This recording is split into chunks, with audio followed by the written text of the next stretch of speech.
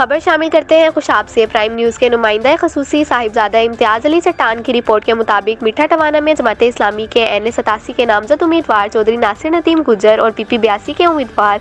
Doctor Zia اللہ ملک نے اپنی انتخابی مہم سے خطاب کرتے ہوئے کہا کہ جماعت اسلامی مملکت پاکستان کو ایک خوشحال اور اسلامی فلاحی ریاست بنانے کے لیے سرگرم عمل ہے۔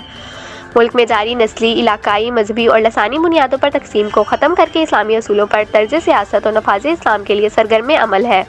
جس کے لیے عوام 8 فروری کو ترازو پر مہر لگا کر اپنا کردار ادا کرے۔ جبکہ اس موقع پر ضلعی نائب امیر حافظ فداء ur-Rahman, secretary Hafiz Tanveer, general secretary Abdulwahab, city امیر Muhammad Ashraf, city general secretary Muhammad Ishaq سمیت عوام کی کثیر تعداد میں لوگوں نے شرکت کی۔